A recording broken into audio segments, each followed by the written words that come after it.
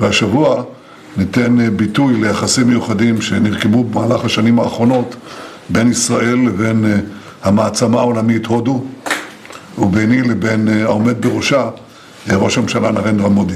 אנחנו ידידים אישיים, מדברים תכופות בטלפון, מבקרים זה את זה. אני ביקרתי בהודו, מודי ביקר כאן, השתכשכנו בימי הים התיכון, והרבה מים עברו מאז גם בים התיכון וגם בגנגס וגם בירדן, בירדן פחות. ובכל מקרה, אבל דבר אחד קרה, זה שמרקם היחסים הלך והתהדק, והוא יבוא הנה כדי שנוכל להדק אותו עוד יותר בסדרה של החלטות שקשורות להידוק בשיתוף פעולה בין הממשלות, בין המדינות, שיתוף פעולה כלכלי, שיתוף פעולה מדיני ושיתוף פעולה ביטחוני. אני רוצה להגיד משהו על המדיני. בחזון שאני רואה בנגד עיניי, אנחנו נייצר מערכת שלמה, בעצם מין משושה של בריתות סביב ובתוך הים התיכון, בתוך המזרח התיכון.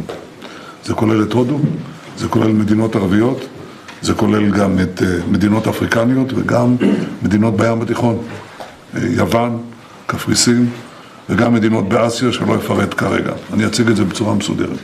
הכוונה כאן הוא ליצור ציר של מדינות שרואות את המציאות ואת האתגרים ואת היעדים בעין אחת מול הצירים הרדיקליים, גם הציר הרדיקלי השיעי שאנחנו מקים בו, הקינו בו חזק מאוד, וגם מול הציר המתהווה, הציר הסוני הרדיקלי.